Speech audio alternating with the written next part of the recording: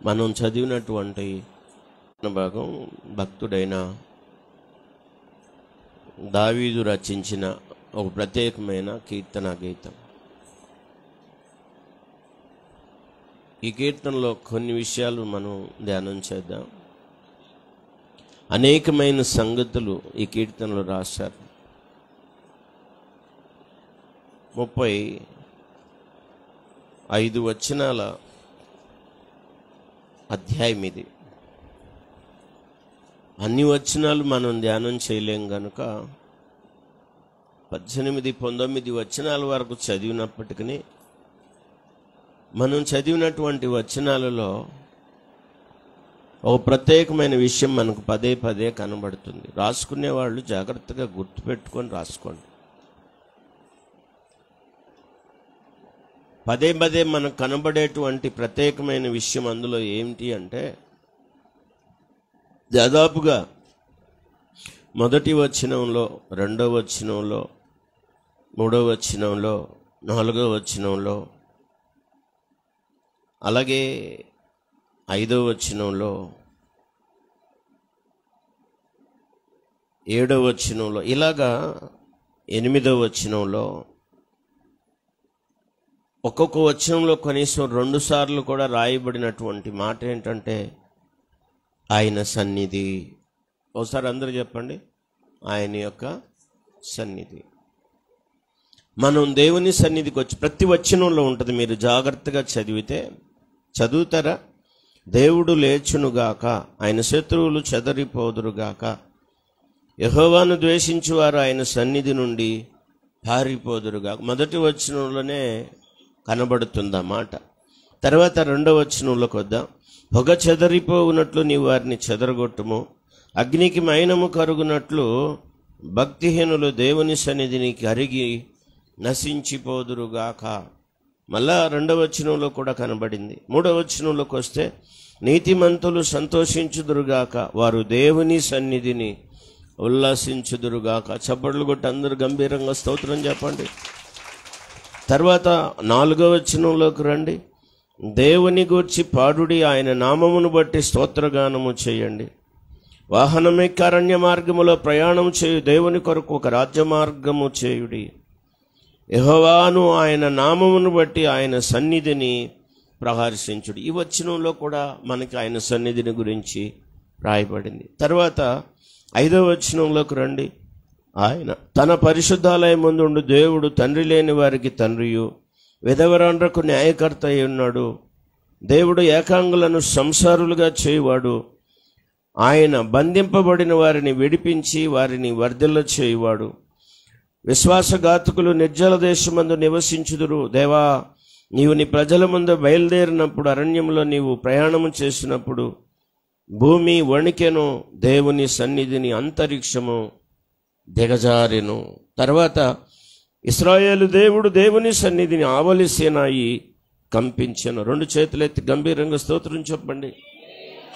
ఇలాగా ప్రతి వచనంలో కూడా ఆయన సన్నిధిని గురించి చూపిస్తూ వచ్చాడు భక్తుడు. ఇక్కడ మాత్రమే కాదు కానీ చాలాసార్లు ఆయన సన్నిధి యొక్క ప్రాశస్త్యం మనకు కనబడుతుంది. ఆయన సన్నిధి యొక్క విలువ, ఆయన సన్నిధిని గురించి ఎక్కువగా దావీదు ధ్యానం చేస్తూ ఉండేవాడు. ఆయన సన్నిధిలో ఉండేటువంటి శ్రేష్టమైన ఈవులు దావీదుకు తెలుసు. ఆయన సన్నిధిలో ఉండేటువంటి మేలులు దావీదుకు తెలుసు.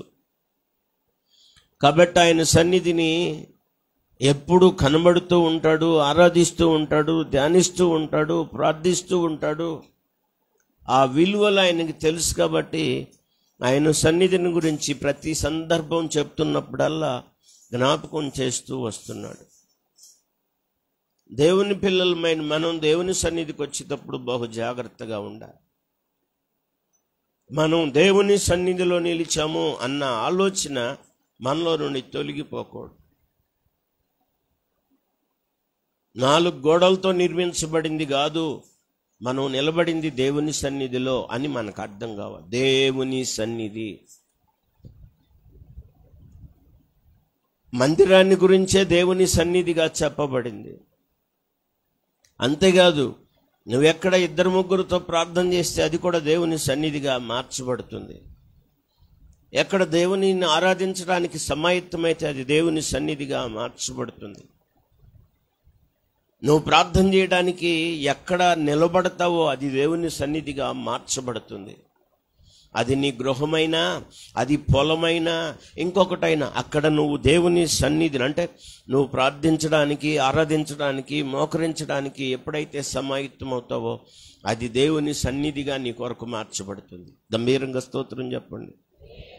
అలాంటి ఆయన సన్నిధిలో మనం చాలా జాగ్రత్తగా ఉండాలి. ఒకసారి ఇశ్రాయేలీలు అరణ్య ప్రయాణంలో నుంచి బయలుదేరుతున్న ప్రారంభంలో దేవుడు ఇశ్రాయేలు ప్రజలతో ఈ మాట చెప్పాడు. మిమ్మల్ని నడిపించడానికి, మీరు చేరవలసిన గమ్యానికి చేర్చడానికి మీకు నేను ఒక దూతను పంపుతున్నాను. మిమ్మల్ని నడిపించడానికి, ఎక్కడికి మీరు చేరాలో ఆ ప్రాంతానికి మిమ్మల్ని నడిపించి తీసుకువెళ్ళడానికి మీ కొరకు ఒక దూతను పంపుతున్నాను. ఆయన సన్నిధిని మీరు బహుజాగ్రత్తగా ఉండాలి అని చెప్పాడు. అరణ్యంలో ఇశ్రాయేలీలు నడిపించిన సన్నిధి దూత ఎవరంటే మన ప్రభువును రక్షకుడైన యేసుక్రీస్తు వారై ఉన్నారు. గంభీరంగా అందరూ స్తోత్రం చెప్పండి. బైబిల్ నుండి వాక్యం చదవగలిగిన వారు ఈ మాట చూడాలని నేను ప్రేమతో మీకు ఆహ్వానం తెలియచేస్తా ఉన్నాను. నిర్గమాకాండంలో 23వ అధ్యాయం, దయచేసి వాక్యాన్ని 23వ అధ్యాయం 21వ వచనం చూడండి. పై వచనం కూడా చదవండి. ఇదిగో త్రోవలో నేను నిన్ను కాపాడి నేను సిద్ధపరిచిన చోటునకు నిన్ను రప్పించుటకు ఒక దూతను నీకు ముందుగా పంపుచున్నాను. ఇదిగో చూడండి, ఆయన సన్నిధిని మీరు జాగ్రత్తగా ఉండి ఆయన మాట వినవలెను. 2 చేతులైతే అందరు గంభీరంగా స్తోత్రం చెప్పండి. దేవుని పిల్లలు దేవుని సన్నిధిలో ఎలా ఉండాలంటే బహు జాగ్రత్తగా ఉండాలి. చెప్పండి, ఎలా ఉండాలి? నేను మందిరానికి వెళ్తున్నాను కాదు, దేవుని సన్నిధానానికి వెళ్తున్నాను. అందుకనే ఎప్పుడో చెప్పాడు ప్రసంగి కూడా ఈ మాటలో, దేవుని మందిరానికి వెళ్ళినప్పుడు నీ ప్రవర్తన జాగ్రత్త. ఆరాధించడానికి వస్తున్న మనం మన ప్రవర్తనను బహు జాగ్రత్తగా చూసుకోవాలని ఎప్పుడో చెప్పాడు ప్రసంగి అయిన జ్ఞాని. అంతకుముందే ఇదిగో ప్రభువే స్వయంగా ఇశ్రాయేలు ప్రజలతో మాట్లాడుతున్నాడు. మిమ్మల్ని నేను సిద్ధపరిచిన చోటుకు రప్పించడానికి మీకంటే ఒక దూతను ముందుగా పంపుతున్నాను. ఆయన సన్నిధిని మీరు జాగ్రత్తగా ఉండాలి. అంత మాత్రమే కాదు, మీరు ఆయన మాట జాగ్రత్తగా వినాలి. దేవుని సన్నిధానంలో నిలిచేటువంటి మనం దేవుని సన్నిధిని బహు జాగ్రత్తగా జీవించడానికి అలవర్చుకోవాలి. ఎందుకు అంటే దేవుని సన్నిధి విలువైంది, ఘనమైంది, పరిశుద్ధమైంది, ఓ ప్రభావం కలిగింది దేవుని సన్నిధి. రెండు వైపులా మీకు దేవుని సన్నిధిని గురించి చెప్పాలి. అది వారి జీవితాలు దేవుని సన్నిధికి అనుకూలంగా మార్చుకున్న వారికి మేలుకరంగా ఉంటుంది.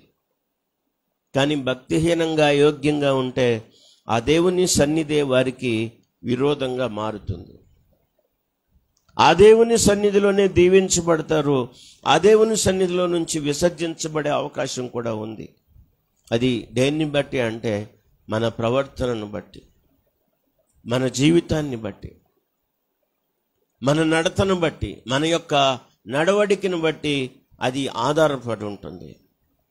2 దేవుని సన్నిధిలో నుంచే మనకు వర్తిస్తాయి. మనం ఆశీర్వదించబడినా విసర్జింపబడినా అది దేవుని సన్నిధిలో నుంచే ప్రారంభం అవుతుంది. మీకు తెలుసా, ఎక్కడ మనం దీవించబడతామో అక్కడే విసర్జించబడతాం. ఎందువల్ల అంటే మన నడవడిక దాన్ని ఆధారంగా చేసుకొని ఉంటుంది.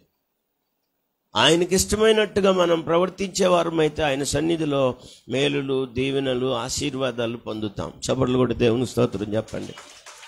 ఆయనకు విరోధంగా నడిచి ఆయన సన్నిధిలో నిలిచేవారమైతే విసర్జింపబడతాం, తృణీకరించబడతాం.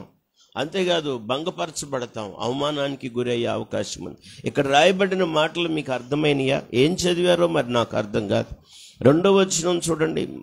మొదటి వచనంలో కూడా ఆయన శత్రువులు పారిపోదురుగాక, ఆయనను ద్వేషించువారు ఆయన సన్నిధి నుండి పారిపోదురుగా. ఒక పక్క దేవుని సన్నిధిలో ఉంటూ కూడా వీరు దేవుణ్ణి ద్వేషించేవారుగా ఉన్నారు. అంటే ఆయనను తమ జీవితాల్లోకి చేర్చుకొని ఆయన ఇష్టాన్ని నెరవేర్చేవారుగా లేనప్పుడు వాక్యం అంటుంది కదా, వారు పారిపోతారని. తర్వాత ఏం చెప్పాడు?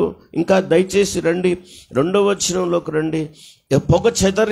పొగ చెదరగొట్టబడినట్లు నీవు వారిని చెదరగొట్టుము, అగ్నికి మైనము కరుగునట్లు భక్తిహీనులు దేవుని సన్నిధికి కరిగి నశించుదురుగాక. అందరూ ఆమేనండి. భక్తిహీనమైన జీవితం నిన్ను అగ్నికి మైనం ఎలా కరిగిపోతుందో అలాగా కరిగిపోయేలా చేస్తుంది. కాబట్టి దేవుని సన్నిధిలో నిలిచే మనం భక్తిహీనంగా బ్రతకూడదు అని అర్థం అవుతుంది. ఇశ్రాయేలీల్లో అగ్ని రగిలి భక్తిహీనుల సమాజాన్ని కాల్చివేసినట్టుగా గడిచిన దినాల్లో మీతో నేను పంచుకున్న గుర్తు నాకు బాగా ఉంది. వారి భక్తిహీనుల సమాజంలో అగ్ని రగిలి వాళ్ళల్లో ఉన్న భక్తిహీనులందరినీ కూడా అది కాల్చివేసినట్లుగా మనం ధ్యానం చేశాం. ఈరోజు నేను చాలా ప్రేమతో మీకు ఆహ్వానం తెలియజేస్తున్నా. ప్రభువుని ఆరాధించే మనం భక్తిహీనంగా బ్రతకూడదు, భక్తిహీనంగా జీవించకూడదు. అందుకే ముందే చెప్పాను, ఆయన సన్నిధిలో భక్తి కలిగినటువంటి జీవితం మనం కలిగి ఉంటే, ఆయన అంగీకరించే విధంగా మనం నడుచుకుంటే, ప్రవర్తిస్తే అది ఆశీర్వాదం. దేవుడు తన సన్నిధిలో నుండి తన సన్నిధి కాంతి మీకు ప్రకాశింపజేసి మిమ్మల్ని ఆశీర్వదించునుగా కానీ ప్రారంభంలోనే దీవెన వచనాలు పలికించాడు. బైబిల్ ఉండి వాక్యం చదవగలిగిన వాళ్ళు ఈ మాటలు చూడాలని నేను ప్రేమతో మీకు ఆహ్వానాన్ని తెలియచేస్తున్నాను. రండి, దేవుని వాక్యంలో నుంచి 1-2 మాటలు మీకు నేను జ్ఞాపకం చేయాలనుకుంటున్నా. ఎక్కడ మనం ఉన్నామో అక్కడి నుంచే మనం దీవించబడతామని, ఆశీర్వదించబడతామని దేవుని వాక్యం మనకి జ్ఞాపకం చేస్తూ ఉంది. కానీ దేవుని సన్నిధికి వచ్చి నిలబడ్డా కూడా ఆయన సన్నిధిలో ఉన్న ఆశీర్వాదాన్ని మనం పొందకపోవడానికి కారణం మన జీవితమే అని మనకు అర్థం కాదు, మన నడతే అని మనకు అర్థం కాదు, మన ఆలోచనలే దానికి కారణమని అర్థం కాదు. ఇశ్రాయేలీలు దేవుని సన్నిధిలో నిలుచున్నప్పుడు వారిని అలా దీవించడానికి దేవుడు ఇష్టపడ్డాడు. ఉచ్చరించి మరీ వారిని దీవించడానికి దేవుడు ఇష్టపడ్డాడు. బైబిల్ ఉందా? 1-2 మాటలు మీతో నేను పంచుకుంటాను, జాగ్రత్తగా గమనించండి. బైబిల్ ఉండి వాక్యం చదవగలిగిన వాళ్ళు మొదటి దినవృత్తాంతాల గ్రంథంలో దయచేసి 16వ అధ్యాయం 27వ వచనం చూడండి. మొదటి దినవృత్తాంతాల గ్రంథంలో 16:27 త్వరగా. ఘనత ప్రభావములు ఆయన సన్నిధిని ఉన్నవి, బలమును సంతోషమును ఆయన యొద్ద ఉన్నవి. అందరు 2 చేతులెత్తి గంభీరంగా స్తోత్రం చెప్పండి. ఏమున్నాయంటే ఆయన సన్నిధిలో ఘనత, ప్రభావం, బలం, సంతోషం ఆయన సన్నిధిలో ఉన్నాయి. ఏది నువ్వు కావాలని పొందాలని కోరుకున్నా అది దేవుని సన్నిధిలోనే ఉంది. భక్తుడు ఒక మాట చెప్తున్నాడు, అదేంటంటే దేవుని సన్నిధిలో గడపడం నాకు ఇష్టమని. ఎందుకు ఆ మాట చెప్తున్నాడు అని పదే చాలాసార్లు ఆలోచించాను. ఎందుకంటే సమస్తము దేవుని సన్నిధిలోనే ఉన్నాయని దావీదుకు తెలుసు. తాను బ్రతుకు కాలంలో దేవుని సన్నిధిలో ఉన్నటువంటి ప్రభావం, ఆయన బలం, ఆయన ఇచ్చే ఘనత ఎంత ప్రభావవంతమైనవో అవన్నీ అనుభవించాడు కనుక ఇదిగో దినవృత్తాంతాల గ్రంథంలో కూడా భక్తుడు చెప్తున్నాడు, ఆయన సన్నిధిలో ఘనత ఉంది, ఆయన సన్నిధిలో ప్రభావం ఉంది, ఆయన సన్నిధిలో ఘనత ఉంది, ఆయన సన్నిధిలో వాక్యం చెప్తుంది బలం ఉంది, ఆయన సన్నిధిలో బలం ఉంది, ప్రభావం ఉంది, అంతేకాదు సంతోషం ఉంది. అందరూ స్తోత్రం చెప్పండి. బెగదీసుకొని కూర్చోరు దేవుని సన్నిధిలో, సంతోషం ఉందంట. సంథింగ్ రాంగ్ అనమాట. మనం మొహం ఏదో రకంగా పెట్టుకొని వాడిపోయి మాడిపోయి కనబడుతున్నాం అంటే సంథింగ్ రాంగ్ అనుకోవాలన్నమాట. వాక్యం చెప్తుంది ప్రభువుని ఆరాధించేటప్పుడు సంతోషముతో, నాట్యముతో, గంతులు వేస్తూ ఆరాధించిన వాళ్ళు కూడా ఉన్నారు. ఇప్పుడు మీరు అలా ఏం చేయకండి, అందరూ ఆమేన్ చెప్పండి. అలా చేయాల్సిన అవసరం లేదు, కానీ మీ హృదయాలు అర్పించి ప్రాణాత్మ దేహాలు సమర్పించి ఆరాధిస్తే చాలని నేను అనుకుంటున్నాను. చెప్పండి ఆమేనని. తన పై వస్త్రం పోయేది కూడా తెలియకుండా దేవుని సన్నిధిలో దావీదంట నాట్యమాడాడంట. చప్పట్లు కొట్టి స్తోత్రం చెప్పండి. తన భార్య అయిన మీకాలును దీవిద్దామని వచ్చాడు, కానీ ఆయన సన్నిధిని వస్త్రహీనుడు. అంటే రాజు పై వస్త్రం లేకపోవడం కాదు దాని అర్థం. పై వస్త్రం అంటే రాజుగారికి ఒక వస్త్రం ఉంటుంది, దాన్ని 10 మంది వెనకాల మోసేవాళ్ళు ఉంటారు. దాన్ని వదిలేశాడు అంతే. మీరు పెళ్ళి అయ్యేటప్పుడు పెళ్లి కుమార్తెకు ఒక వస్త్రం వేస్తారు, ముసుగు. ఆ వేలు ఇక్కడ నుంచి ఆడదాకా ఉంటుంది, 2-3 ఉంటారు పట్టుకోవడానికి. అంతేగాని వస్త్రాలు పోయినాయి అని కాదు దాని అర్థం. చాలామంది దాన్ని అపార్థం చేసుకున్నారు, అది చాలా తప్పు అన్నమాట. పై వస్త్రం అని రాయబడింది అక్కడ. రాజుగారు వస్త్రాలు ధరించుకోవడం కాకుండా పై పాగా ఉంటుంది అనమాట. ఆ వస్త్రం జార విడిచేసి ప్రభు సన్నిధిలో మర్చిపోయి నాట్యం ఆడేశాడు. మీకాలు అవమానపరిచింది, కానీ గొర్రెల దొడ్లో నుంచి నన్ను పిలిచి, ఇదిగో గొర్రెలను పాలించడం మాన్పించి ఆయన సింహాసనం మీద కూర్చోబెట్టిన నా దేవుని గురించి నేను ఆడతాను పాడతాను అని చెప్పి ప్రభువుని గురించి మహింపరిచాడు దావీదు. మీకాలు జీవితకాలంలో శాపగ్రస్తమైందిగా మిగిలింది, కానీ దావీదు అంతకంతకు ఆశీర్వదించబడ్డాడు. స్తోత్రం చెప్పండి గట్టిగా. దేవుని సన్నిధిలో మనం దేవుణ్ణి గణపరచడానికి ఎవరి ముఖం చూసి ఎవరేమనుకుంటారని చేయాల్సిన అవసరం లేదు. ఎందుకంటే బలం ఆయన సన్నిధిలోనే ఉంది, ఘనత ఆయన సన్నిధిలోనే ఉంది, ప్రభావం ఆయన సన్నిధిలోనే ఉంది. అంతేకాదు సామెతల గ్రంథంలో రాయబడిన ధనఘనతలు ఆయన సన్నిధిలో ఉన్నాయి, సమస్త మేలులు ఆయన సన్నిధిలో ఉన్నాయి. కీర్తన గ్రంథం 17వ కీర్తన 11వ వచనం చూడండి. కీర్తన 17, 16, 11వ వచనం. 16, 11 త్వరగా, అది చివరి వచనం ఆ కీర్తన. అమ్మ, జీవ మార్గం నీవు నాకు తెలియజేసి ఉన్నావు, నీ సన్నిధిని సంపూర్ణ సంతోషము కలదు. ఒకసారి అందరూ చెప్పండి, దేవుని సన్నిధిలో ఏముందంట? మామూలు సంతోషం కాదండి, సంపూర్ణ సంతోషం. దేవుని సన్నిధికి వచ్చి మరి ఎందుకు మనం బిగదీసుకుంటున్నామో తెలియదు. దేవుని సన్నిధిలో ప్రతి కీర్తనలు 100వ కీర్తనలో కూడా చదవండి, సంతోషించమంటాడు, ఆనందించమంటాడు, ఉత్సాహగానం చేయమంటాడు. 80 మనం చదివిన 68వ కీర్తనలో కూడా ఆ మాటలు రాయబడ్డాయి. దేవుని సన్నిధానంలో నిలిచేటువంటి మనం సంతోషంతో ఆరాధించాలి. ఎందుకంటే ఆయన సన్నిధిలో సంతోషం ఉందని దేవుని వాక్యం సెలవిస్తూ ఉంది. అమ్మ, ఏ సంతోషం ఉందంట? పక్కన వాళ్ళకి చెప్పండి, దేవుని సన్నిధిలో సంపూర్ణ సంతోషం ఉందని చెప్పండి. ఏ సంతోషం? సగం సంతోషం కాదు. సంతోషం దేవుని సన్నిధిలో ఉంటే సంతోషంగా ఉండేవాళ్ళు ఎలా ఉంటారు? ఏమ్మా, ఎలా ఉంటారు? ముఖం ఇంత లావును పెట్టుకొని ఉంటారు. ఆ సంతోషం అంటే సంపూర్ణ సంతోషం. సంతోషంగా ఆరాధించాలి. ఎందుకంటే ఎన్నో ఉపకారాలు మన కొరకు చేశారు. కొన్నిసార్లు మన కొరకు మనుషులు చేసిన సహాయాన్ని బట్టి ఎంత సంతోషంగా ఉంటాం. పదే దాన్ని చెప్పుకుంటూ ఉంటాం, పలానా వ్యక్తి నాకు సహాయం చేశాడు, దేవుడల్లే కాపాడాడు. ఒకసారి బస్టాండ్లో నిద్రపోతా ఒక అతను నిద్రపోయాడు. అంటే కూర్చున్నాడు బస్ కోసం. ఆ బస్ కోసం కూర్చున్నంతసేపట్లో ఆ వ్యక్తి నిద్రపోయాడు. బస్టాండ్ నిండా దొంగలు ఉంటారు, మీకు తెలియదు. పదే మైకులో వినబడతా ఉంటుంది, దొంగలు ఉన్నారు జాగ్రత్త, జేబు దొంగలు అని. మీరు ఎప్పుడన్నా విన్నారా? వినలేదా? ఆ బస్ స్టాండ్లో ఆ వార్త ఎప్పుడు వినబడతానే ఉంటుంది మైకులో, జాగ్రత్త మీ చుట్టుపక్కల దొంగలు ఉన్నారు, జేబు దొంగలు ఉన్నారు చెప్తూ ఉంటారు. ఆ జేబు దొంగలు ఎవరో కూడా వాళ్ళకి తెలుసు, బస్ స్టాండ్లో తిరిగే వాళ్ళకి, ఆ పోలీసులకు కూడా తెలుసు. అయినా కూడా శబ్దం వినబడతా ఉంటుంది.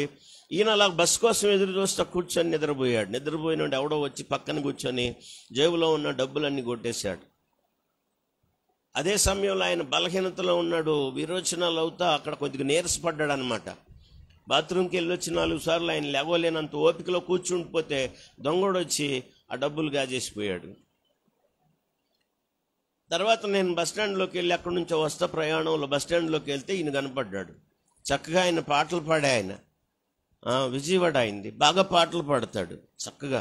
అది వరకు దినాల్లో సమాజానికి కూడా వచ్చి పాటలు పాడుతున్న గుర్తు కనుక దగ్గరికి వెళ్ళి పలకరించే పరిస్థితి లేదు. నిదానంగా లేచి, అయ్యా నా పరిస్థితి ఇలాగ అయిందని చెప్పాడు.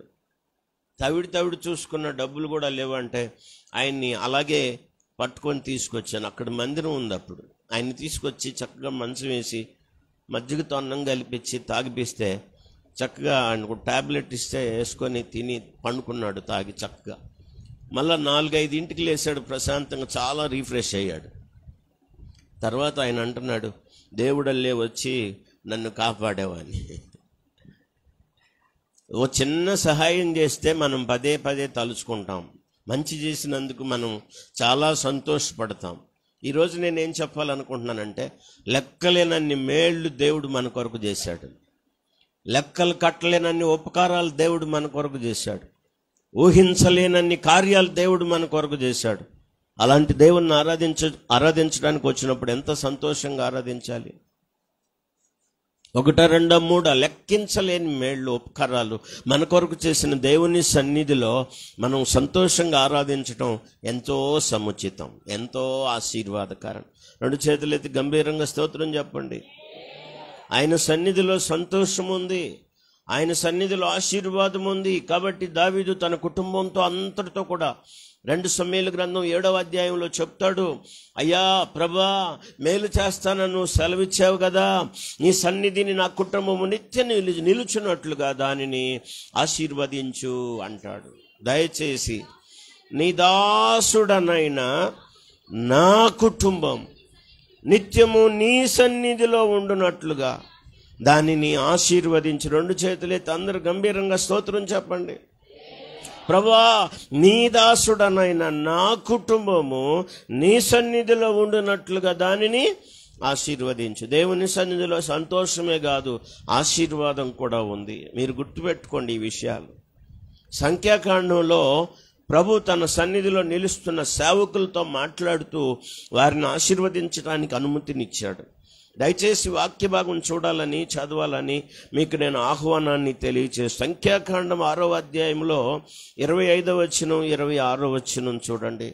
సంఖ్యాకాండం 6వ అధ్యాయం 25, 26 వచనాలు. దేవా, చదువమ్మా. యెహోవా నీకు తన సన్నిధిని ప్రకాశింపజేసి నిన్ను కరుణించును గాక. ఆమేనండి, ఆమేనండి. మళ్ళా చదువమ్మా వచ్చినాను. నువ్వు యెహోవా నీకు తన సన్నిధిని ప్రకాశింపజేసి నిన్ను కరుణించును గాక. వినపడలేదు. ఏమైంది? మొహం కడుక్కోలేదా? వాసిమకానే వచ్చారా? ఇడ్లీ కూడా తినలేదా? నిజంగా చెప్పండి. అలా ముట్టుకోలేదన్న వాళ్ళు స్తోత్రం చెప్పండి. ముట్టుకోలేదన్నవాళ్ళు ఒకటి ఇంతమందిలో ఒక్కళ్ళు.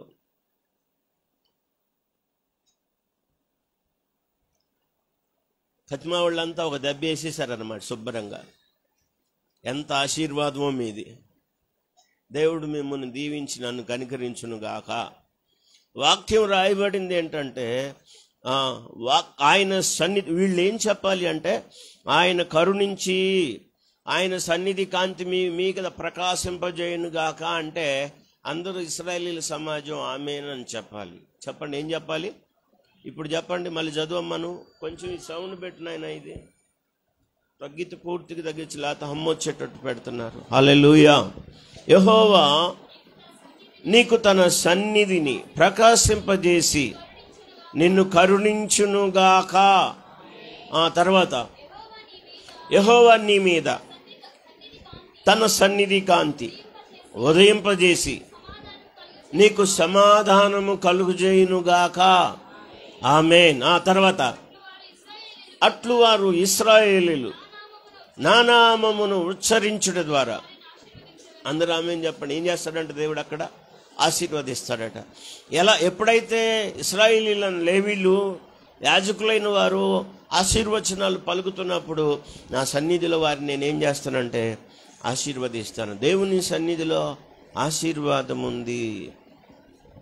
అందుకే దావీదు దేవుని సన్నిధికి వెళ్ళి అంటున్నాడు, ప్రభువా ఆశీర్వదిస్తానని, మేలు చేస్తానని మాటిచ్చావు కదా, నేను నా కుటుంబము నిత్యము నీ సన్నిధిలో ఉండునట్లుగా దానిని ఆశీర్వదించు. నేను నా కుటుంబము నీ సన్నిధిలో నిత్యము ఆశీర్వాదం పొందుదుముగాక. అలాగ నీ సన్నిధిలో ఆశీర్వాదం పొందితే ఆశీర్వాదం నిత్యము అలాగే ఉంటుందని దావీదు భక్తుడు కోరుకున్నాడు. దేవుని సన్నిధిలో సంతోషం ఉంది, ఆశీర్వాదం ఉంది. అంతేగా దినవృత్తాంతాలు 1వ గ్రంథంలో మీరు చదివారు కదా, దేవుని సన్నిధిలో ఘనత ఉంది, ప్రభావం ఉంది, బలం ఉంది, సంతోషం ఉంది. చప్పట్లు కొట్టి అందరూ స్తోత్రం చెప్పండి. ఘనత, ప్రభావం, బలము, సంతోషం కావాలనుకున్న వాళ్ళు స్తోత్రం చెప్పండి. అవి మీ ఇంట్లో దొరకవు, సాంబయ్య కొట్లో అస్సలు దొరకవు. ఇక మీ ఇంటి పక్కన ఉన్న కొట్లు అంటే అస్సలు దొరకవు. మనం కోరుకున్న కూరగాయలే దొరకటం లేదు, కొన్నిసార్లు టమాటాలు అస్సలు దొరకటం లేదు. ఘనత, ప్రభావాలు దొరుకుతాయా? బలం దొరుకుతుందా? ఒక అరకిలో బలం ఇవ్వమని అడగండి. వాళ్ళ బలహీనతలన్నీ మీ మీద వేసి పంపుతారు. వాక్యంలో రాయబడింది, దేవుని సన్నిధిని మనం ఎందుకు జాగ్రత్తగా ఉండాలంటే అన్ని దేవుని సన్నిధిలోనే ఉన్నాయి గనుక. వాక్యం చెప్తుంది కాబట్టి దావీదుకు ఆ విషయం తెలుసు కనుక దేవుని సన్నిధిలోకి వెళ్ళినప్పుడు జాగ్రత్తగా నిలబడతాడు. ఆ భక్తిహీనత ఉంటే అగ్నికి మైనం కరిగిపోయినట్లు భక్తిహీనులు ఏమైపోతారు అన్నాడంటే కరిగిపోతారంట. అగ్నికి మైనం కరిగిపోవటం మీరు చూసారా? అగ్నికి మైనం కరిగిపోవడం అంటే కొవ్వెత్తి వెలిగించినప్పుడు అగ్ని చేత కదా వెలిగిస్తాం. అగ్ని దానికి అంటించిన దగ్గర నుంచి కొవ్వొత్తి ఏం చేయడం ప్రారంభిస్తుంది అంటే కరిగిపోవడం ప్రారంభం. ఎంత లావుదైనా ఎంత పెద్దదైనా అగ్ని దాని మీద అంటే అప్పటి నుంచి అది ఏమైపోద్ది అంటే కరిగి కరిగి కరిగి కానరాకుండా పోతుంది కొన్నాళ్ళ తర్వాత, కొంతసేపటి తర్వాత. అంతలా మగినపోతే ఏమైపోయింది అసలు? పోనీ కరిగిందే కరిగింది, దానికి సంబంధించిన ఆనవాళ్ళు కూడా ఉండాలంటే పూర్తిగా కరిగి నశించిపోతుంది. భక్తిహీనులు కూడా అంతే. దేవుని సన్నిధిలో ఉన్నా కూడా వాక్యం చెప్తుంది, భక్తిహీనులు దేవుని సన్నిధి కంట అగ్నికి మైనం కరిగిపోయినట్టుగా కరిగిపోతారండి.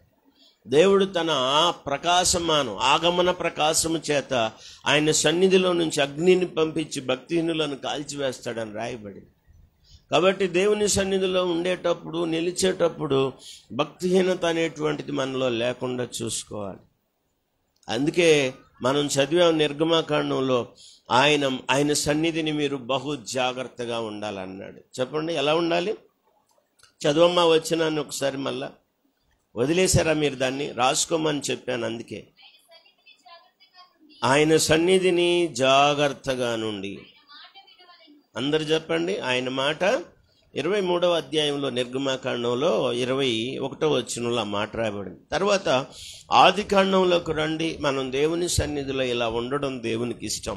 17వ అధ్యాయం మొదటి వచనం. 17వ అధ్యాయం మొదటి వచనం. ఆది కాండం 17వ అధ్యాయం మొదటి వచనం. అబ్రహాం 99 ఏండ్ల వాడైనప్పుడు యెహోవా అతనికి ప్రత్యక్షమై, నేను సర్వశక్తి గల దేవుడను, నా సన్నిధిలో నడుచుచు. ఓసారి అందరు చెప్పండి అన్నమాట. ఎలా ఉండుమో, ఎక్కడ నడవమంటున్నాడు? ఆయన సన్నిధిలో నడవాలంట, అది కూడా నిందారహితంగా. అబ్రహాంతోనే ఈ మాట చెప్తున్నాడు, అబ్రహాం నువ్వు నా సన్నిధిలో ఎలా ఉండాలంటే నిందారహితుడుగా ఉండు. నా సన్నిధిలో నువ్వు నడవాల్సిన విధానం ఇది అంటున్నాడు. దేవుని సన్నిధిలో బహు జాగ్రత్తగా ఉండడం చాలా మనకు ఆశీర్వాదం అండి. ఎందుకంటే మన డాంబికమైన జీవితం మనల్ని దేవుని సన్నిధిలో నిలబెట్టదు. కీర్తన గ్రంథంలోకి రండి, వరుసగా ఈ మాటలు గుర్తుపెట్టుకోండి దయచేసి త్వరగా. 5వ కీర్తన 5వ వచనంలో చూడండి. అమ్మ ఎవరాళ్ళు? పక్కన వాళ్ళకి చెప్పండి, బడాయిల మాటలు పలికేవాళ్ళు అని చెప్పండి. ఊరికి గొప్పాలు చెబుతూ ఉంటారు.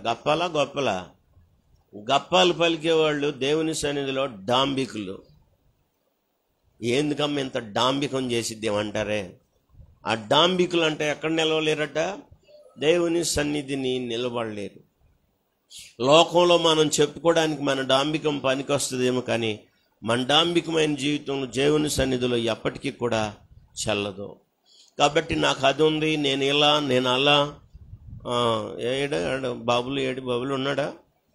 గ్యామర్లో నేనే టాప్ గ్యామరు, ఏదో గ్యామర్ అని వచ్చి మనం ఇలాగా చెప్పుకోవడం అంటే మన ఖ్యాతిని మనం ప్రచురం చేసుకోవడానికి ప్రయత్నం చేస్తుంటాం. నా రంగు ఇలా, నా జుట్టు ఇలా, నా ఎత్తలా, నా వాకిలిలా, నా ఇల్లులా, ఇవన్నీ డాంబికం అన్నమాట. దేవుడు వదిలిపెట్టాడు అనుకో, మనమంతా ఒక రకంగా వాడిపోయిన గడ్డి పువ్వు ఎలా అయిపోతుందో మన అందం, మన ఆకారం, ఆహారం అన్నీ కూడా అలా మాడిపోయి వాడిపోతాయి. అలాంటి వారం మనం. అందుకే అంటాడు, నేడు వికసించిన పుష్పం సాయంత్రానికి వాడిపోయే పుష్పం. అనండి, ఉదయంలో వికసిస్తుంది, సాయంత్రానికి ఏమైపోతుంది అంటే వాడిపోతుంది. మన బ్రతుకు అలాంటిదే. కాబట్టి మనం అతిశయపడటానికి కానీ డాంబికాలు పలకడానికి కానీ ఏమాత్రం అవకాశం ఇవ్వకుండా చూసుకోవాలి. ఎందుకంటే మన డాంబికత్వం మనల్ని దేవుని సన్నిధిలో నిలబెట్టదు. వాక్యం చెప్తుంది, డాంబికులు దేవుని సన్నిధిని నిలవలేరు. పక్కన వాళ్ళకి చెప్పండి, ఆపేయమ్మ నీ డాంబికమే కానీ చెప్పండి. కొంచెం ఇబ్బంది పడుతున్నారా? నీ డాంబికాలు ఆపేయమని చెప్పండి. ఏందో చెప్తూ ఉంటారు అన్నమాట. వినేవాళ్ళు చెప్పేవాళ్ళకి లోకు అని ఇలా చెప్తూ ఉంటారు వినేవాళ్ళు. కానీ ఉంటే కానీ కొంతమంది, అమ్మ ఆపు నీ నసాన్నదాకా ఆపరం, అలాగ మొదలుపెట్టి చెప్తానే వాళ్ళకి తలకాయ నొప్పి వచ్చి అమ్మ ఆపు నాకు తలకాయ నొప్పి పడుతుంది అన్న కూడా ఆపరు. ఇలాంటి డాంబికులు దేవుని సన్నిధిలో నిలవలేరు. భక్తిహీనులు దేవుని సన్నిధిలో నిలవలేరు. భక్తిహీనులకు దేవుని ఆశీర్వాదం దేవుని సన్నిధిలో నుంచి పొందలేరు. అగ్నికి మైనం కరిగినట్లుగా వారు భక్తిహీనులు దేవుని సన్నిధిలో ఏం చేయబడతారంటే కరిగి నశించిపోతారని రాయబడి. కాబట్టి ఎంతవరకు మన భక్తిహీనమైన జీవితం దేవుని సన్నిధిలో ఉంటున్నాం కదా, జాగ్రత్త అని దేవుడు హెచ్చరిస్తున్నాడు. ఇంకా మీరు 1-2 మాటలు జాగ్రత్తగా చదివితే అక్కడ ఏం రాయబడిందంటే 2వ వచనంలో 68వ కీర్తనలో 2వ వచనం, పొగ చెదరిపోవునట్లు నీవు వారిని చెదరగొట్టుము, అగ్నికి మైనము కరుగునట్లు భక్తిహీనులు దేవుని సన్నిధి కరిగి నశించుదురు. దేవుని సన్నిధిలో నీతిమంతులు ఉల్లసించి సంతోషించుదురుగాక. హల్లెలూయా. వీళ్ళేమో దేవుని సన్నిధిలో సంతోషిస్తారంట, నీతిమంతులు ఉల్లసించి ఆనందపడతారట. కానీ భక్తిహీనులు మాత్రం అగ్నికి మైనం కరిగినట్టు కరిగిపోతారంట. దేవుని సన్నిధి అంత శక్తివంతమైంది. ఆ విషయాన్ని ఎప్పుడు మర్చిపోవద్దు. 4 గోడలు ప్రార్థనా మందిరానికి కాదు నువ్వు వచ్చింది, దేవుడున్న దేవుని సన్నిధికి వచ్చావు. ఇశ్రాయేలీల ప్రజలు ఒకసారి కొంతమంది వ్యతిరేకులు లేచారు. దేవుని ఆరాధించే విధానంగానే దేవుని ప్రభుని మహింపరిచే విధానంగాని పక్కన పెట్టి దేవుని సేవకు వ్యతిరేకంగా ఒక దోపార్తలను వాళ్ళు కూడా పట్టుకొని ఒక సమూహం లేచి దేవుని సన్నిధిలో నిలబడ్డారు. వాళ్ళ ఉద్దేశం ఏంటంటే దేవుని సేవకుడు ఏంది మనమేంది అంతా ఒకటే. కొంతమంది ఇలా కూడా దుర్బోధ చేసే వాళ్ళు ఉన్నారు. చాలా రాంగ్ అది. దేవుని సేవకులు లేదు గేవకులు లేదు అనేవాళ్ళు కూడా ఉన్నారు. దేవుని సేవకులను దేవుడు ప్రత్యేకంగా ఏర్పరచుకున్నాడని గుర్తుపెట్టుకోవాలి. ఆయన సంకల్పం ఉంది, ఆయన పిలుపు ఉంది, ఆయన దర్శనం ఉంది.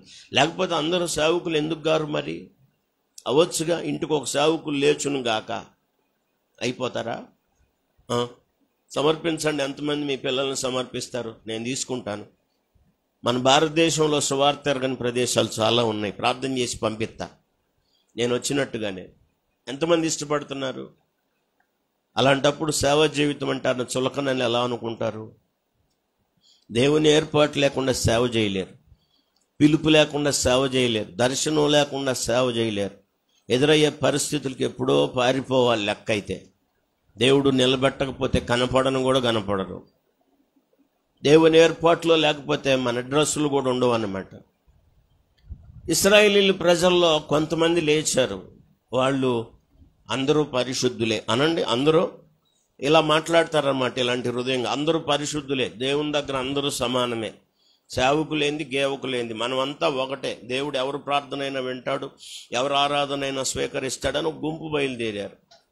దేవుని సన్నిధిలో వాళ్ళు ఎవరైనా ధూపం వేయాలి అంటే యాజకుడు పరిశుద్ధ స్థలములో ఉన్న బలిపీఠం దగ్గర నుంచి అగ్ని తీసుకొచ్చి ధూపం వేయాలి. కానీ వారు తిరుగుబాటు చేసిన వాళ్ళు అన్యాగ్నిని తీసుకొచ్చి దేవుని సన్నిధిలోనే నిలిచి ధూపం వేశారు. దేవుని సన్నిధిలో నుంచి అగ్ని బయలుదేరి వచ్చి వారిని వారి ధూపార్తుల్ని ఏం చేసిందంటే కాల్చి పారేసింది. కారణం ఏంటంటే ప్రభువుని ఆరాధించాల్సిన విధంగా ఆరాధించలేదు. భక్తిహీనమైన జీవితం, తిరుగుబాటు ధోరణి వాళ్ళల్లో ఉంది, తృణీకరించే జీవితం వాళ్ళల్లో ఉంది. అందుకే దేవుని సన్నిధిలో నుంచి అగ్నిని తేకుండా వారు అన్యాగ్నిని తీసుకొచ్చి దేవుని సన్నిధిలో ధూపం వేస్తే యెహోవా సన్నిధిలో నుంచి అగ్ని బయలుదేరి వాళ్ళని ఏం చేసిందంటే భక్తిహీనులను కాల్చివేసింది. వాక్యం చూడండి, బైబిల్ ఉండి వాక్యం చదవగలిగిన వాళ్ళు వాక్యం చూడండి దయచేసి త్వరగా. లేవీకాండం 10వ అధ్యాయం 1వ వచనం, సంఖ్యాకాండం 3వ అధ్యాయం 4వ వచనం, లేవీకాండం 10వ అధ్యాయం 2వ వచనం. ఈ రెండు వాక్యాలు త్వరగా చూడండి. లేవీకాండం 10వ అధ్యాయం 1వ వచనం, లేవీకాండం 10వ అధ్యాయం 2వ వచనం, అంటే 2 వచనాలు ఎంబటెంబటాయి. తర్వాత సంఖ్యాకాండం 3వ అధ్యాయం 4వ వచనం. అహరోను కుమారులైన నాదాబు, అబీహులు తమ ధూపార్తలను తీసుకొని వారు నిప్పులుంచి వాటి మీద ధూపద్రవ్యం వేసి, చూడండి, యెహోవా తమకు ఆజ్ఞాపింపని వేరొక అగ్నిని ఆయన సన్నిధికి తేగ. యెహోవా సన్నిధి నుండి అగ్ని బయలుదేరి ఏం చేసిందంట? అయ్యో, వారు వేరొక అగ్నిని తీసుకొచ్చి దేవుని సన్నిధిలో నుంచే అగ్ని వచ్చి వాళ్ళు ఏం చేసిందంటే కాల్చివేసి. ఒకటి గుర్తుపెట్టుకోండి, యాజకుల సమూహంలో ఉన్నటువంటి ఆయన కుమారులే కాదు, అన్యాగ్నిని తీసుకొచ్చి అర్పించినందున యెహోవా సన్నిధిలో నుంచి అగ్ని బయలుదేరి వాళ్ళని ఏం చేసిందంటే కాల్చిపారేసి నిలువున అక్కడికక్కడే ప్రాణాలు ఇడిచారు. కాబట్టి దేవుని సన్నిధిని ఆషామాషాగా తీసుకోకూడదు, ఎవరు కూడా లెక్కనే విధంగా ఆలోచించుకోకూడదు దేవుని సన్నిధిని. సంఖ్యాకాండం చెప్పాను కదా 3వ అధ్యాయం 4. ఇదిగో చూడండి, ఇందాక నేను చెప్పిన చరిత్ర ఇది. దోతాను అభిరాములు, నాదాబు అబీహులు సీనాయారణ్యమందు యెహోవా సన్నిధిని ఏ అగ్ని? అన్యాగ్ని. అంటే ఆరాధన చేయాల్సిన విధంగా ఆరాధన చేయలేదు, క్రమబద్ధంగా ఆరాధన చేయలేదు, ఆరాధన చేయాల్సిన విధానంలో చేయలేదు. అన్యాగ్నిని తీసుకొచ్చి యెహోవాకు ధూపం వేయగా వారు యెహోవా సన్నిధిని ఏమైపోయారంట? కాల్చివేయబడ్డారు. వాళ్ళు కూడా అలాగే చనిపోయారు. దోతాను అభిరాములు గుంపురు అలాగే అయిపోయారు. అలాగే ప్రధాన యాజకుని కుమారులు ఇద్దరు కూడా అన్యాగ్నిని తీసుకొచ్చి అలాగ అర్పించి వాళ్ళు కూడా చనిపోయారు. మనం ఇక్కడ ఏం గమనించాలంటే దేవుని సన్నిధిని ఎప్పుడు కూడా ఆషమాషగా తీసుకోకూడదు, చులకనగా తీసుకోకూడదు, ఏముందులే అనుకోకూడదు. దేవుని ఆరాధన అనే బాధ్యత, సంఘ బాధ్యత, లేకపోతే ఆ ప్రత్యక్ష గుడారం యొక్క బాధ్యత అక్కడున్న యాజకులే చేసేవాళ్ళు. అలాగే ఇప్పటికి కూడా పరిచర్య ధర్మం నడుస్తూ ఉంది. యేసుక్రీస్తు వారు అందరికీ మాదిరి అయిన యాజకుడు. 2 చేతులెత్తి స్తోత్రం చెప్పండి. యాజకత్వంలో లోపం వచ్చినప్పుడు యాజకత్వాన్ని సరిచేయడానికి ప్రధాన యాజకుడిగా ఆయన వచ్చాడు. ఆయన యేసుక్రీస్తు వారు శరీరధారిగా మాత్రమే పుట్టాడు అనుకోవద్దు. ఆయన మన వెనకాల అందరికంటే ఆశీర్వాదకరమైన పరిచర్య ప్రధాన యాజకునిగా ఉండి చేస్తున్నాడు.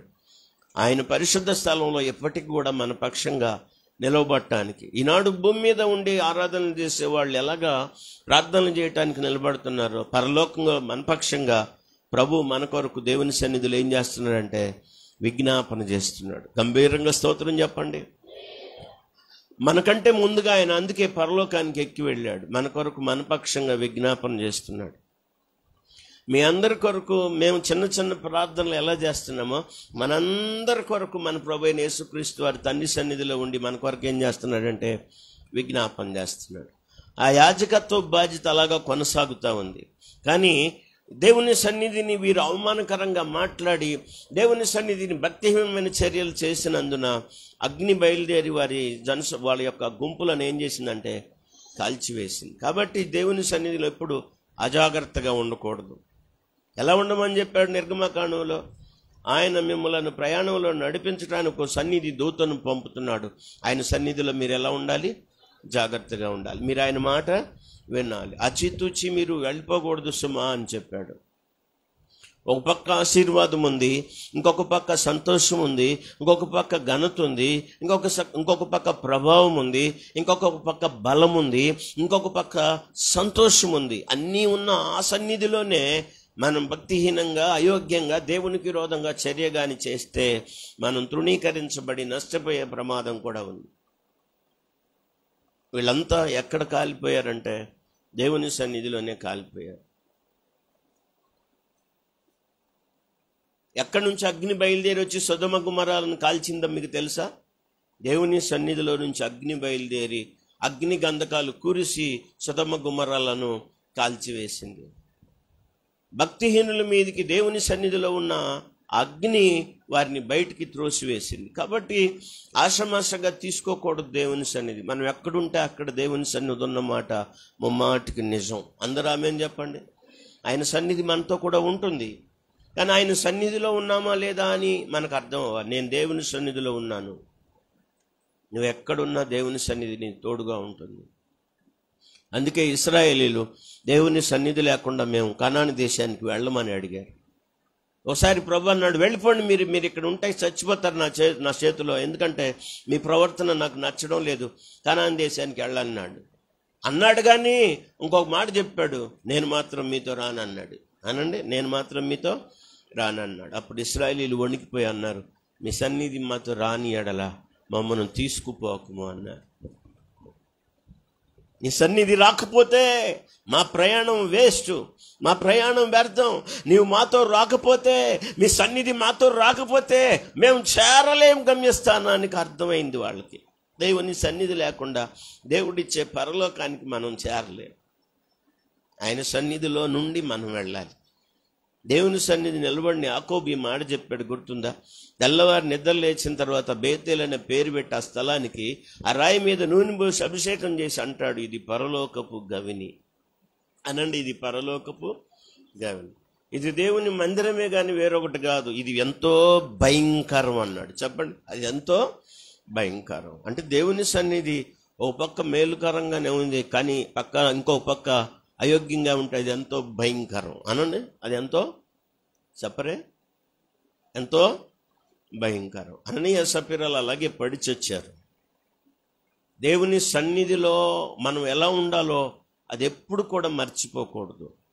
తగిన విధంగా ఉంటే ఆశీర్వాదం, తగిన విధంగా ఉంటే సంతోషం, తగిన విధంగా ఉంటే మేలులు, తగిన విధంగా జీవిస్తే ఆ ఘనత, ప్రభావం, బలం, సంతోషం, ఆశీర్వాదం, ఆరోగ్యం, సమస్త మేలులు ఆయన సన్నిధిలో ఉన్నాయి. మన ఈ మధ్యలో కూడా గడిచిన సిద్ధబాటు కూటాల్లో కూడా మీకు నేను జ్ఞాపకం చేశాను. ప్రసంగి గ్రంథం చూడండి. ప్రసంగి గ్రంథంలో దయచేసి 8వ అధ్యాయం 12వ వచనం 13వ వచనం, పాపాత్ములు మునూరు మార్లు అమ్మా దుష్కార్యములు చేసి దీర్ఘాయుష్మంతులైన, ఈ మాటలు చూడండి, దేవుని యందు భయభక్తులు కలిగి ఆయన సన్నిధికి భయపడువారు. అందరు చెప్పండి ఈ మాట. ఆయన సన్నిధికి భయపడే వాళ్ళు ఎలా ఉంటారంట? అందరు చెప్పండి, వినపడలా. ఆయన సన్నిధికి భయపడే వాళ్ళు ఎలా ఉంటారంటే క్షేమంగా ఉందురనియు. మళ్ళా వెంటనే ఇంకొక మాట చెప్పాడు, భక్తిహీనులు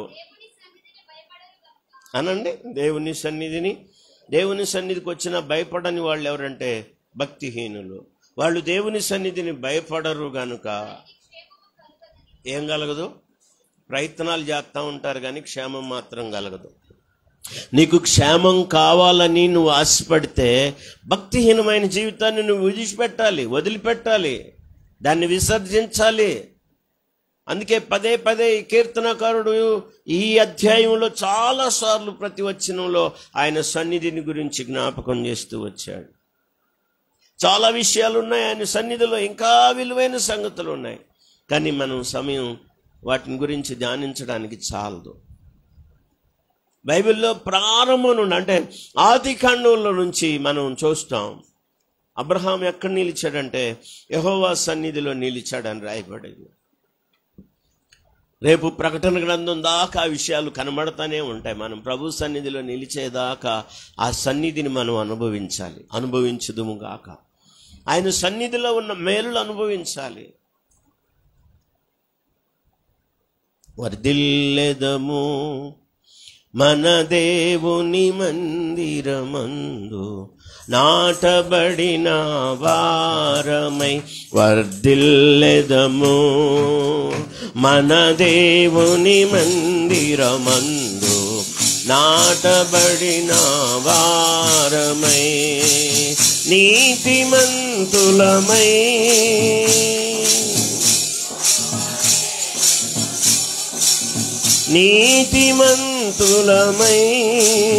మూవవేయుదుము యేసు రక్తములోనే జయము మనకు జయమే, స్తుతి స్తోత్రములోనే జయము మనకు జయమే,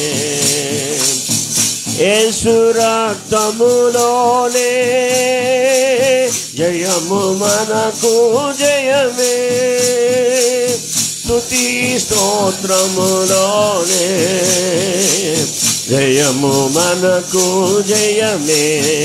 వర్ధిల్లెదము మన దేవుని మందిరమందు, నాటబడిన వారమై వర్ధిల్లెదము మన దేవుని మందిరమందు, నాటబడిన వారమై.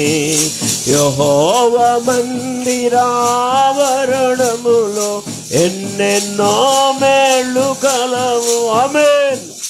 యెహోవా మందిర ఆవరణములో ఎన్నెన్నో మేళ్ళు కలవు.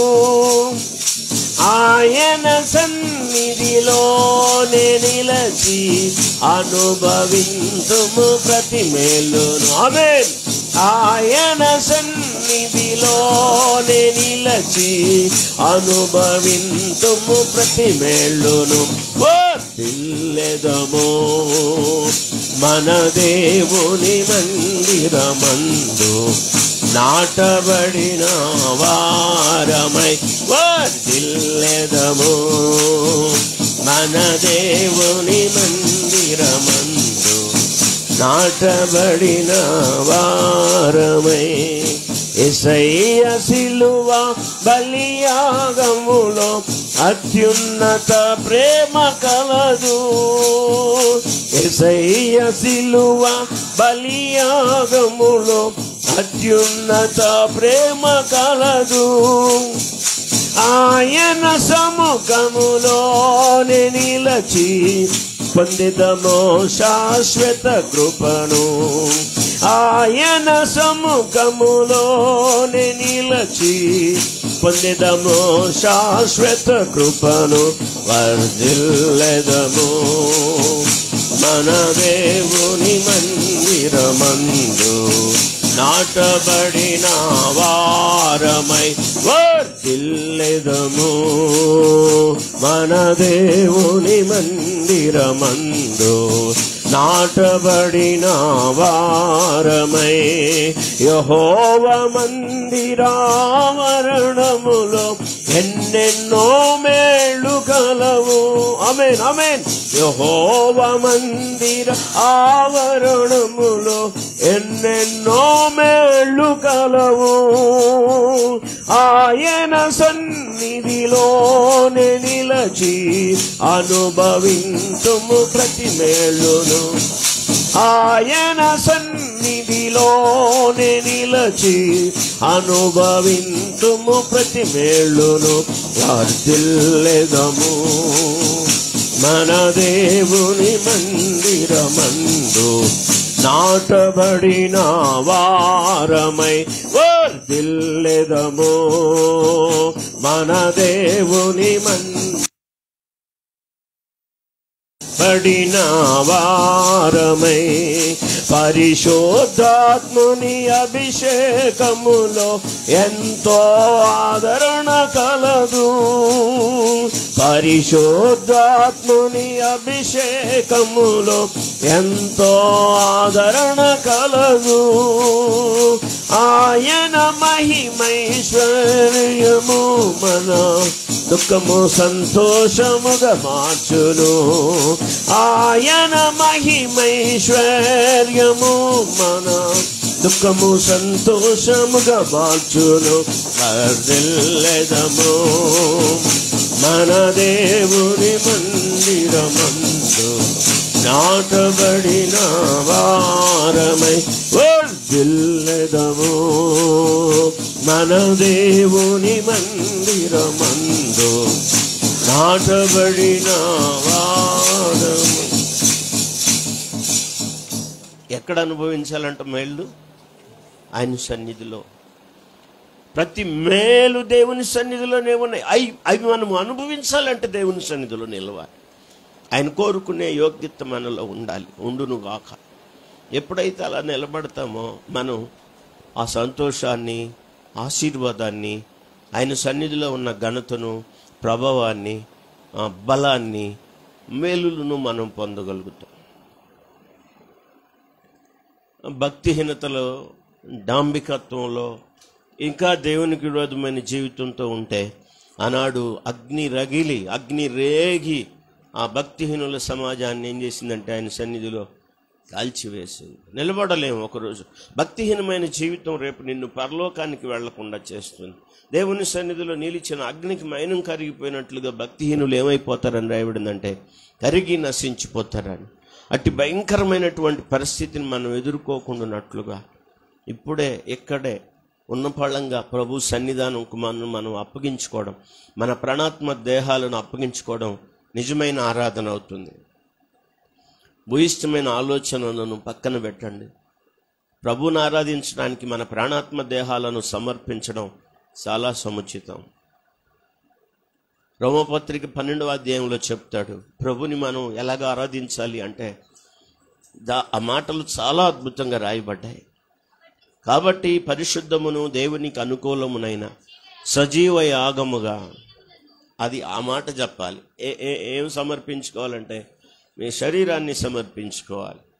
శరీరాన్ని దేనికో అప్పగించి మన అర్పణలు మాత్రమే దేవునికి అప్పగిస్తున్నాం. అందరు నా వైపు చూడండి. మన అర్పణలు దేవునికి ఇస్తున్నాం, మన శరీరాన్ని, మన దేహాన్ని మాత్రం దేనికో అప్పగిస్తున్నాం, లేకపోతే ఎవరికో అప్పగిస్తున్నాం. దేవునికి నీ శరీరం కావాలి, దేవునికి నీ ప్రాణం కావాలి, నీ ఆత్మ కావాలి. ఏం చదువుతున్నాడు? ఉత్తమమును మళ్ళీ చదువమ్మా. కాబట్టి సహోదరులారా, పరిశుద్ధమును, ఈ మాటలు అందరూ చూడండి. పరిశుద్ధమును దేవునికి అనుకూలమునైన సజీవ యాగముగా మీ శరీరములను ఆయనకు సమర్పించుకొనుడని దేవుని వాత్సల్యమును బట్టి మిమ్మును బతిమలాడుకుంటున్నాను. మనమంట ఉత్తమమును అనుకూలమును పరిశుద్ధమునైన దేవునికి అనుకూలమునైన సజీవ యాగంగా మన శరీరాన్ని దేవునికి సమర్పించుకోవాలంట. మనం దేవుని సన్నిధికి వచ్చి మన అర్పణలను సమర్పించుకుంటున్నాం, కానీ మన దేహాన్ని మాత్రం దేవునికి సమర్పించటం లేదు.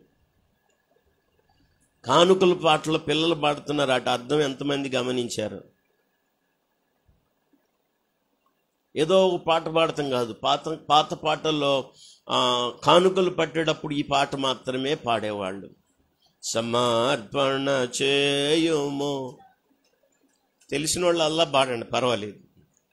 అస్సలు మాకు తెలియదంటే నోరు తెరవబాకండి. తెలిసిన వాళ్ళు రమ్ము కొట్టే సమయం కాదు ఇది. ఊరక పాడితే చాలానండి. సమర్పణ, కానుకలు పట్టకపోయినా పాడండి.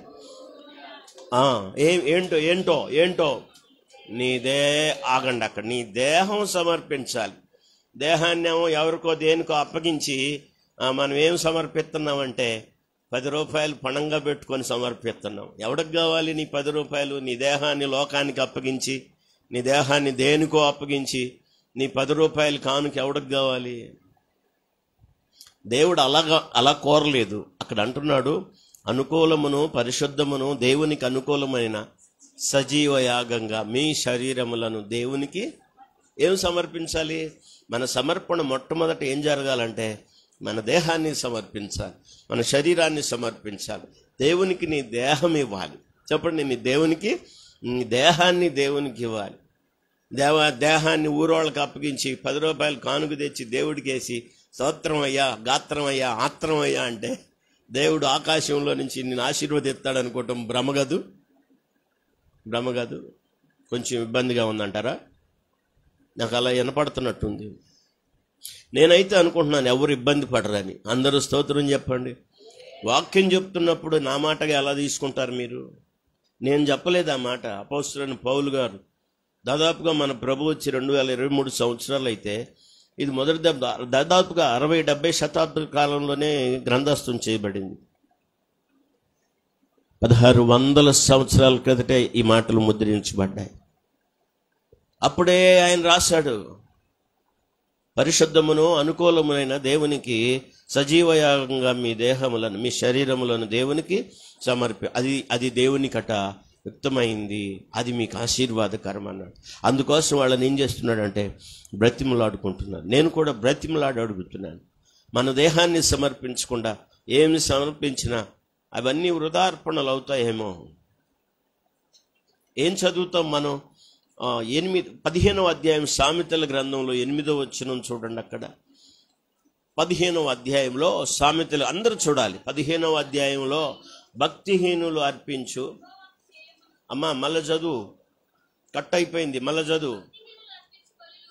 బలులు అంటే అర్పణలు, భక్తిహీనంగా ఉండి అర్పించే అర్పణలు యెహోవాకు హేయములు, యథార్థవంతుల ప్రార్థన ఆయనకు ఆనందకరం. చప్పట్లు కూడా దేవుని స్తోత్రం చెప్పండి.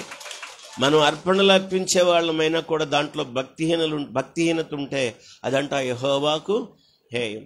మన దేహాన్ని శరీరాశలకు, లోకానికి, లేకపోతే ఏదో వాటికి అప్పగించేసి మనం మాత్రం ఏదో అర్పణలు అర్పిస్తే అది దేవునికి హేయం కదా. ఈరోజు నా ఉద్దేశం ఒకటే, మీకు అర్థం కావాలి, మన ప్రాణాత్మ దేహాలు కూడా దేవునికి సమర్పించాలి. దేహాన్ని ఇవ్వాలి మొదట. అందరూ చెప్పండి, ఏమి ఇవ్వాలి? అది సమర్పణ. ఇప్పుడు పాడండి, సమర్పణ చేయము ప్రభు. అందరు చెప్పండి, అందరూ సమర్పణ చేయము ప్రభు. పలకట్లా కొంతమంది అదే బైపాస్ బొమ్మలాగా మూతి ముంచుకొని ఎన్ని సంవత్సరాల నుంచి మార్పు లేదని అలా ఎన్నో సంవత్సరాల నుంచి మందిరానికి పోతాం మనం, అంతే ఎప్పుడు అలాగే భీష్మించుకొని కూర్చోం.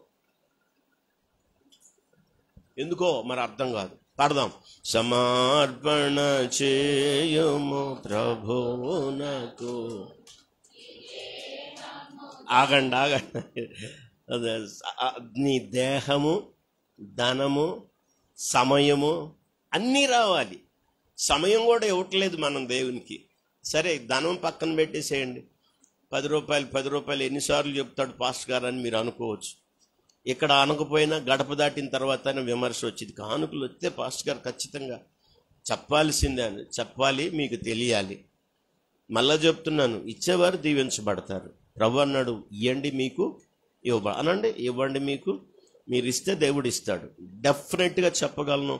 మీరు ఇచ్చి నన్ను అడగండి, శోధించండి, నేను ఆకాశపు వాకిండ్లు మీ కొరకు విప్పుతాను. దాంట్లో మార్పేం లేదు, ఇక రాజీ పడేది కూడా లేదు. సేవా జీవితం చేసినప్పటికీ కూడా ప్రభువుకి ఇవ్వనంత వరకు నేను ఆశీర్వాదం చూడలేదు. సేవ చేస్తూ కూడా నేను దేవునికి ఇవ్వలేదు, కొన్నేళ్ళు ఇవ్వలేదు. అర్థం కాలేదు, నేనే దేవుని సేవ చేస్తా, నేను ఎవరికో ఇవ్వటం ఏంటి అని చాలా కాలం దేవునికి ఇవ్వలేదు. నేను ఆ దరిద్రాన్ని నేను అనుభవించాను. ఒక సేవకుని ద్వారా నేను హెచ్చరింపబడి దేవునికి ఇవ్వకుండా దేవుని ఆశీర్వాదం నువ్వు ఎలా చూస్తావని నాతో మాట్లాడినప్పుడు ఆ రోజు నేను దేవునికి సమర్పించుకున్నాను. ప్రభువా, ఎలాంటి పరిస్థితులైనా కూడా నీ సన్నిధిలో నీకు రావాల్సిన దాన్ని నీ కొరకు తీస్తానని నిర్ణయించుకున్న తర్వాత అక్కడి నుంచి దేవుడు దీవించడం ప్రారంభించాడు. ఇక అది ఆగలేదు. ఆశీర్వాదపు వరదని చెప్పొచ్చు అనండి. ఆశీర్వాదపు వాన కాదమ్మా, వరద. అంటే ఇక దాన్ని ఎవరు అడ్డుకట్టలేసి ఆపలేరు. అంతగా దేవుడు ఆశీర్వదిస్తాడు. నువ్వు ఇవ్వడం కానీ ప్రారంభిస్తే, ఇవ్వాల్సిన విధంగా ఇస్తే అంతగా ప్రారంభిస్తాడు. ఉత్సాహముగా ఇచ్చేవారిని దేవుడు ప్రేమిస్తాడంట. కాబట్టి మొదట మనం దేహాన్ని ఇవ్వాలి అనండి. మొదట మనం దేహాన్ని ఇవ్వాలి, తర్వాత నీ ధనాన్ని ఇవ్వాలి, తర్వాత సమయాన్ని ఇవ్వాలి. ఈ సమయం దగ్గర కూడా మనం చాలా దేవునికి చాలా ఎడమవుతున్నాం. మనం చాలా ఎడమవుతున్నాం. ఇంతమందిలో నేను పేరు పెట్టి మిమ్మల్ని అడిగితే మీకు బాధగా ఉంటుంది, కానీ దేవునికి ఎంత సమయం ఇస్తున్నారు మీరు? అసలు దేవుని సమయాన్ని దేవునికి ఇస్తున్నారా? ఒక దినంలో 2.5 గంటల సమయం దేవునికి ఇవ్వాలి. ఒక దినంలో దేవునికి 2.5 గంటల సమయం ఇవ్వాలి. బుధవారపు ఆరాధన లేవు, శనివారపు ఆరాధన లేవు. మినిస్టర్ గారు బయలుదేరినట్టుగా ఆదివారం మాత్రం కనబడుతున్నారు కొంతమంది వందనాలు చెప్పడానికి. క్రమకోటాల్లో క్రమంగా పాల్గొనే ఆలోచన కూడా వాళ్ళకి రావట్లేదు. విశ్వాస జీవితం కాదండి అది, సరైన విశ్వాస జీవితం కాదండి. మీకు నేను చాలా ప్రేమతో బ్రతిమాలి చెప్తున్నాను, మీరు సన్నిధిని పోగొట్టుకోబాకండి. సన్నిధి విలువ మీకు తెలిస్తే సన్నిధిని మీరు పోగొట్టుకోలేరు. ఇప్పుడు దాకా అందుకే సన్నిధిని గురించి మీతో నేను పంచుకున్నాను. సన్నిధిలో మేలుంది, సన్నిధిలో ప్రభావం ఉంది, సన్నిధిలో బలం ఉంది, సన్నిధిలో ఘనత ఉంది, సన్నిధిలో సంతోషం ఉంది, సన్నిధిలో ఆశీర్వాదం ఉంది. సన్నిధిలో దేవుడు నిన్ను వర్ధిల్ల చేస్తాడు. ఆయన సన్నిధిలో నువ్వు భక్తిహీనంగా బ్రతికితే విసర్జింపబడి, తృణీకరింపబడి, శాపగ్రస్తంగా నీ జీవితం కొట్టివేయబడుతుంది. అంతకు తప్ప రేపేం కనబడదు, నిలబడదు, ఏం చూడలేవు కూడా. అంత భయంకరమైన దుస్థితిని మనం విడిచిపెట్టడం, దేవుని సన్నిధిని బహు జాగ్రత్తగా ఉండి ప్రవర్తించడం మనకెంతో ఆశీర్వాదం. గంభీరంగా అందరూ స్తోత్రం చెప్పండి. గంభీరంగా అందరూ స్తోత్రం చెప్పండి. హల్లెలూయా. నేను చెప్పనివేమన్నా ఉంటే జ్ఞాపకం చేయాలనుకుంటున్నాను. ఒక 2 సంగతులు మీతో నేను చెప్తాను చూడండి. బైబిల్ ఉండి ఇంకొక మాట తప్పనిసరిగా ఇర్మీయా గ్రంథం 4వ అధ్యాయం 1వ వచనంలో దేవుని సన్నిధిలోకి వచ్చినప్పుడు మన భక్తిహీనమైన జీవితమే కాకుండా మన హేయక్రియలు కూడా మన దగ్గర నుంచి తొలగించుకోవాలి. 4వ అధ్యాయం 1వ వచనం, ఇర్మీయా గ్రంథం 4వ అధ్యాయం 1వ వచనం. ఇదే యెహోవా వాక్కు, ఇశ్రాయేలు, నీవు తిరిగి రానుద్దేశించిన యెడల నా యొద్దకే రా, అటు ఇటు తిరుగుట మాని నీ హేయ క్రియలను. అందరు చెప్పండి, ఏం చేయాలంట? నీవు తిరిగి రానుద్దేశించిన యెడల నా యొద్దకే తిరిగి రావాలి. నీవు ఇటు అటు తిరుగుట మాని నీ హేయ క్రియలు నా సన్నిధి నుండి నువ్వేం చేయాలంటున్నాడు? మనలో హేయ క్రియలు ఉంచుకోండి. అంటే హేయ క్రియలు అంటే అర్థం ఏంటంటే అసహ్యమైన పనులు అనండి. ఏ పనులు? దేవునికి అసహ్యమైన పనులు మనలో, మన దేహంలో జరగకూడదు, మన అంతరంగంలో జరగకూడదు. అలా జరుగుతూ మనం దేవుని సన్నిధిలో ఉంటే ప్రభు అంటున్నాడు అది నాకు చాలా హేయం అంటున్నాడు, అసహ్యం అంటున్నాడు. మనం దేవుని సన్నిధిలో నిలిచి కూడా అసహ్యులంగా కనబడకుందుముగాక. ప్రభు అంగీకరించే విధంగా మన అర్పణలు దేవుడు అంగీకరించే విధంగా, మన ప్రాణాత్మ దేహాలను దేవుడు అంగీకరించే విధంగా ఆయన సన్నిధిలో నిలిచినట్లు ఆయన కృపాసనాన్ని చేరుదుముగాక. ఎబ్రీ పత్రికలో ఒక మంచి మాట చెప్పాడు. ఆయన సన్నిధిలో మనం ఎలా నిలవాలో ఈ మాట చెప్పి నేను ప్రార్థన చేస్తానండి. సమయం కూడా అయిపోతుంది. వాక్యాన్ని మీరు జాగ్రత్తగా గమనించాలని మీకు నేను ఆహ్వానం తెలియచేస్తున్నాను. ఎబ్రీలకు రాసినటువంటి పత్రిక